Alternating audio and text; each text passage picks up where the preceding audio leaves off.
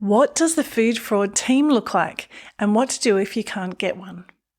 A food fraud prevention team is a group of employees in a food business that's responsible for creating, implementing, and supervising food fraud prevention activities in the food business. Food fraud teams are ideally made of representatives from various departments of the food business, such as food safety, quality assurance, procurement, production, marketing, site security, legal, warehousing, and laboratory. Members should be trained in food fraud awareness. In a large food business, a food fraud team could have people from product development as well, regulatory affairs personnel, packaging technologists, and warehouse managers. In a medium-sized food business, you'd have your senior manager and food safety professional, and probably just a few more other people, such as legal representatives, procurement officers, production staff, laboratory personnel, and warehouse personnel. And in a small food business, you might just have senior managers, food safety managers, and people who represent purchasing and production. Typically, a food fraud prevention team would meet on an as-needs basis as determined by the food fraud team leader or as directed by senior management, with at least one full meeting every 12 months. Meetings should also be held in the event of a food fraud crisis or if there have been major changes to supply chains or operations. Attendance and minutes of the meeting should be recorded and filed within the food fraud prevention section of the food safety management system. Action items from each meeting should be noted in the minutes, and subsequent meetings should address action items from previous minutes. Agenda items for food fraud team meetings. I'm about to provide a list of suggestions of agenda items for food fraud team meetings. Action items from previous meetings, that's the status of actions. Discussion or report on new products in development and or launched since the last regular meeting with respect to food fraud vulnerabilities. A discussion or report on changes to raw materials or suppliers.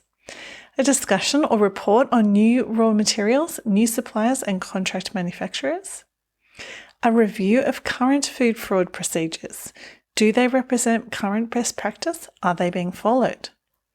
Discussion or report on any food fraud incidents or new risks emerging in relevant supply chains. Review the composition of the food fraud team. Are any changes needed? A discussion or report on changes or upcoming amendments to certification requirements or customer standards. Review of audit results, that's internal, external, or customer audits with respect to food fraud elements, improvement suggestions and or status of corrective actions. Review of mitigation plans and or testing results, any new mitigation activities needed, any new tests available. Report to senior management re food fraud vulnerabilities and status of mitigation activities, and a request for further resources if needed. What to do if you can't get a food fraud team? Handling food fraud prevention activities is a tough task, tougher than senior managers may realise. So if your company doesn't have a food fraud team, it's important to ask loudly and often for cross-disciplinary help with food fraud matters. Food fraud poses financial and reputational risks to businesses, and a single person shouldn't be expected to understand every vulnerability across the business. The consequences of missing a vulnerability can be severe, and this must be explained to senior managers when requesting resources for a food fraud team. Even in a very small company, a food fraud team containing a senior manager or owner, a food safety representative, purchasing officer, and production manager is best practice. The cost of man-hours used by a food fraud team is far lower than the cost of any serious food fraud event. However, if you are responsible for food fraud prevention and you haven't succeeded in getting a food fraud team, there are a few things you can do to reduce the risks. Firstly, you can approach members of other departments informally and ask them to share their thoughts about specific products, ingredients, or processes. You can also engage the services of an external food safety consultant if budget allows. They can bring a fresh perspective, new knowledge, and may even be able to persuade senior management of the importance of forming a team. Finally, you could borrow the food safety hive mind in a forum or professional group to assist with tasks such as identifying or prioritising vulnerabilities.